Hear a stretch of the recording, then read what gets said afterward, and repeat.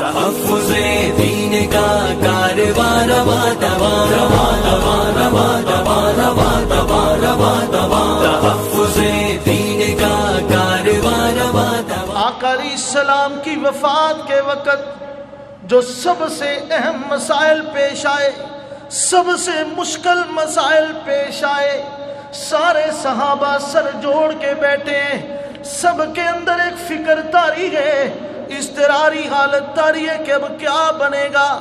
یہ مسئلہ حضور نے بتایا نہیں، اب اس کو حل کون کرے گا؟ یا حضور نے بتایا ہے تو ہم نے سنا نہیں۔ اتنے میں سارے کے سارے اکٹھے ہو کے کس کے پاس جاتے ہیں؟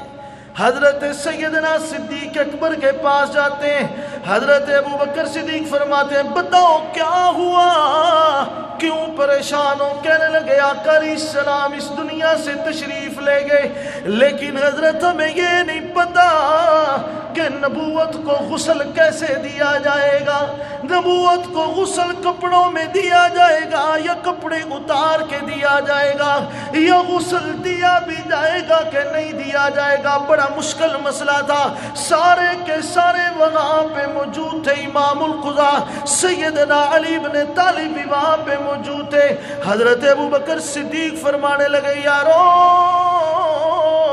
میں نے اپنے یار سے سنا ہے، میں نے اپنے محبوب سے سنا ہے کہ جب نبی دنیا سے تشریف لے جائے تو اس کے انہی کپڑوں کے اندر اس کو غسل دیا جاتا ہے، کپڑے اتارے نہیں جاتے۔ سب سے بڑے عالم ہوئے کہ نہیں ہوئے؟ انہوں نے پوچھا حضرت اب ایک اور مسئلہ بن گیا۔ فرمایا کون سا؟ صحابہ کہنے لگے حضرت جی حضور کو کفن مبارک کون سا دیں گے؟ آیا نیا کفن لے کے آئیں گے یا انہی کپڑوں میں دفنانا ہے جو حضور کے استعمال میں چادریں رہی ہیں انہی چادروں کے اندر دفن کیا جائے؟ آقا علیہ السلام کو کون سا کفن دیا جائے؟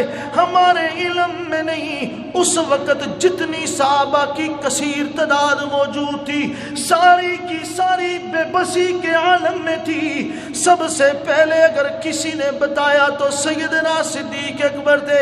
فرمایا او میرے یارو، میں نے آقا علیہ السلام سے سنا ہے کہ پیغمبر کے لیے، نبی کے لیے نئے کفن کا بندوبست نہیں کیا جاتا، انہی کپڑوں کے اندر وہ چادریں چھوڑ کے گیا ہے، جو اس کے استعمال میں چادریں رہی ہیں انہی چادروں میں کفن دیا جاتا ہے، نیا نہیں دیا جاتا۔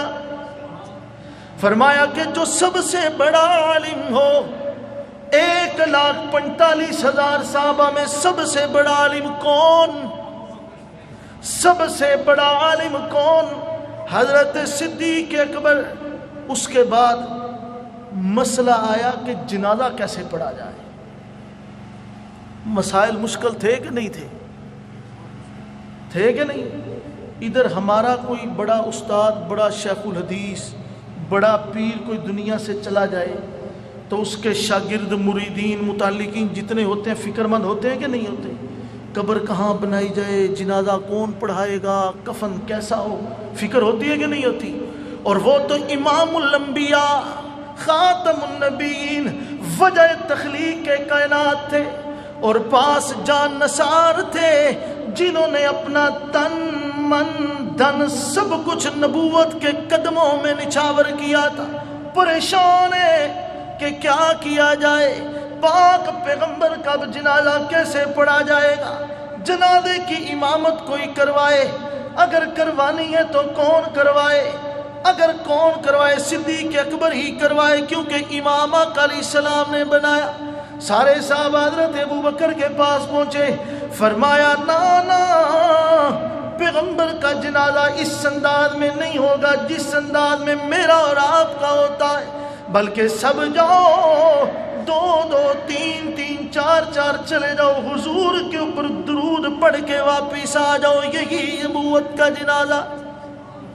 اس کے بعد پھر مسئلہ پیش آ گیا کہ آیا آقا علیہ السلام کی تدفین مبارک جنت البقیع میں کی جائے یا حضور کے حجرہ مبارک میں کی جائے یا مسجد نبوی کے صحن کے کسی کونے میں کیا کیا جائے؟ ہر کسی کی اپنی آراء تھی، ہر کسی کی اپنی سوچ تھی۔ پھر یہ مسئلہ اگر کسی نے حل کیا ہے تو کس نے کیا؟ حضرت ابوبکر صدیق نے۔ سب پھر سیدنا صدیق اکبر کے در پہ پہنچے۔ حضرت ابوبکر صدیق نے فرمایا بتائیے کہ بڑے عالم تھے کہ نہیں تھے؟ صحابہ کی کثیر تعداد موجود تھی، لیکن مسئلہ کس سے پوچھتی تھی؟ حضرت ابوبکر صدیق سے۔ سارے دست بدستہ درخواست کر رہے ہیں حضرت جی اب یہ بھی مسئلہ حل کیجئے۔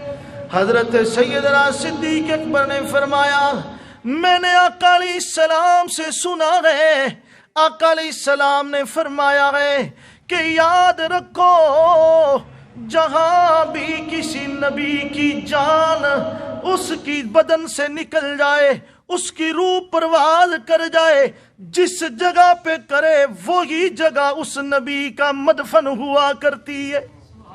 فرمایا کہ میرے آقا کی روح اس بدن سے آقا کے حجرے میں ہی نکلی ہے، یہیں پہ وصال ہوا ہے، تو آقا کا مدفن بھی یہی حجرہ ہوگا۔ امامت کے لیے پہلی شرط کون سی تھی؟ کہ سب سے بڑا عالم ہو۔ علماء کا ساتھ دو، آؤ سب کے سب یہاں